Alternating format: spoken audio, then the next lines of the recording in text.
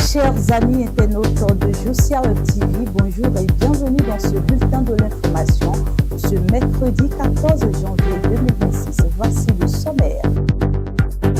Après le vote du 11 janvier 2026, les observateurs électoraux font le point sur le déroulement du scrutin sur le terrain. Quant à la Sénat, l'institution poursuit la phase de délibération et de compilation afin de délivrer les résultats provisoires. La Cour constitutionnelle, à travers un message délivré par son président, énumère le cadre légal des délibérations de ce scrutin du 11 janvier 2026. Quant au processus électoral, la CEDEAO félicite la HAC pour le rôle prépondérant joué au cours de ce scrutin. Voilà pour le sommaire. Le développement, c'est dans un court instant. À nouveau, bonsoir. Merci de rallier ce rendez-vous de l'information sur votre média Josia Web TV. Je vous le disais en titre, le point des observateurs sur le terrain a été donné officiellement au lendemain des élections communales, municipales et législatives du 11 janvier dernier. Les missions d'observation électorale livrent leurs premières appréciations. Déployées dans plusieurs communes et arrondissements du Bénin, les observateurs nationaux et internationaux relèvent un scrutin globalement apaisé, marqué par la disponibilité du matériel électoral, l'effectivité des agents de la Sénat et la présence des forces de sécurité sur toute l'étendue du territoire national. Toutefois, quelques incidents mineurs ont été signalés sans impact majeur. Des rapports détaillés sont attendus. À la fin de sa mission d'observation électorale, la salle de situation électorale a fait les constats suivants. Les scrutins se sont déroulés globalement de manière pacifique. Le retard observé dans le démarrage du vote dans certains départements, notamment dans le littoral, l'Atlantique, etc. Le défaut d'affichage, des procès-verbaux de compilation au niveau des coordinations d'arrondissement, la non-disponibilité des procès-verbaux de centralisation et de contestation des résultats au niveau de certaines coordinations d'arrondissement. La plateforme recommande de veiller à maintenir un climat apaisé tout le long de la période post-électorale. À la Sénat, prendre les dispositions pour donner les résultats à temps.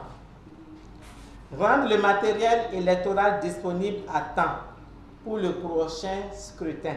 À l'ANIP, actualiser la liste électorale en prenant en compte les demandes de transfert de centres de vote. Aux partis politiques, recourir aux voies légales en cas de contestation. Nous parlons toujours de ce processus électoral qui se poursuit avec le traitement des résultats. La Sénat procède à la centralisation, à la vérification et à la compilation des procès-verbaux issus des bureaux de vote. Cette phase strictement encadrée par la loi vise à garantir la transparence et la fiabilité du vote. La Sénat rappelle ainsi que seules les annonces officielles font foi. On écoute Sakalafia, président de la Sénat. La loi dit que c'est après l'arrivée de la dernière cantine qu'on peut, même si on les a par d'autres moyens, on a les résultats par d'autres moyens électroniques, mais c'est quand la dernière cantine arrive ici qu'on la dépouille, qu'on va nous permettre de dire les résultats. Mais là, et ensuite, la loi donne 48 heures au coordonnateur d'arrondissement pour amener. Donc, le scrutin est fini aujourd'hui 11. Donc, ils ont toute la journée du 12, toute la journée du 13. Donc, si un coordonnateur d'arrondissement est là, donc c'est au plus tôt le 14 que nous pouvons commencer à donner les résultats. Mais s'ils ont été diligents et qu'on a la chance qu'il n'y a pas d'autres problèmes, donc peut-être dans la journée du 14, on peut commencer à donner les résultats. Les tendances, demain soir ou le 13, Dans la matière, on peut avoir déjà les tendances, mais on ne peut rien dire au hasard. Ça doit être précis, concis et net. Donc on va attendre, disons, vers les 14 comme ça pour vous parler.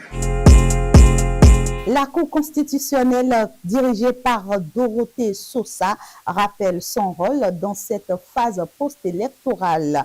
Le président de la Cour souligne que l'institution demeure garante du respect de la Constitution et du code électoral. Il invite les populations à la sérénité et à la confiance dans les institutions, précisant que tout recours sera examiné conformément à la loi. Pour proclamer les résultats, donc nous allons tenir dans les délais, nous pensons. En tout cas, nous ferons tous les efforts qu'il faut pour respecter la loi. Si on avait reçu depuis hier les premières cantines et tout ça, mercredi au plus tard, on devrait déjà avoir quelque chose de concret. Nous pensons que ça ne dépassera pas jeudi. Le rôle des médias a été largement salué sur le plan régional. À l'issue d'une rencontre avec la HAC, la CEDEAO a félicité l'institution pour le rôle prépondérant joué au cours de cette phase électorale. L'organisation salue les efforts de régulation et la promotion d'une information professionnelle, équilibrée et responsable, contribuant ainsi à un climat apaisé. En période électorale, elle veille à ce qui est égalité d'accès sur les chaînes de services publics. Égalité d'accès, égalité de traitement. Dans les médias privés, c'est l'équité.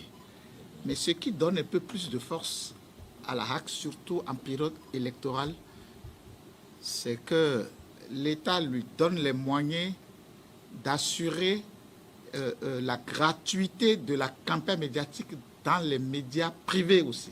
La problématique des réseaux sociaux.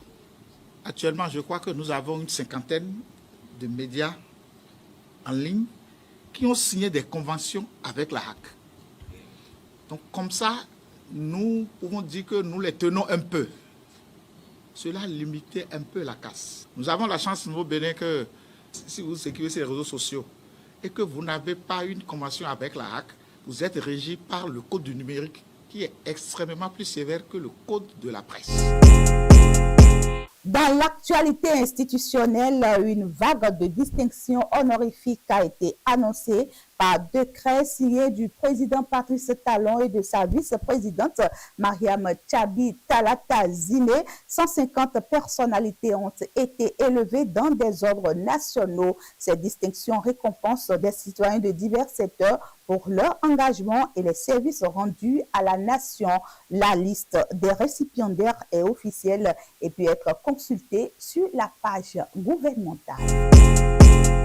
Nous finissons ce bulletin de l'information avec la sortie officielle des cadres du parti Les Démocrates. Dans l'actualité politique, le parti Les Démocrates s'est exprimé après le scrutin du dimanche 11 janvier dernier. Ces responsables du parti LD ont animé hier une conférence de presse.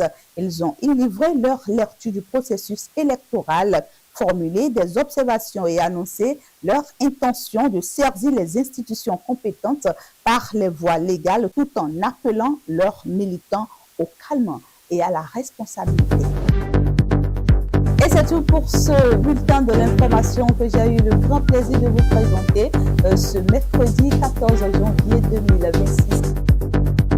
Mesdames et messieurs, chers internautes, avant de refermer ce journal, je vous livre la pensée de cette journée. Après chaque moment d'attente vient toujours le temps de la clarté. Restons confiants.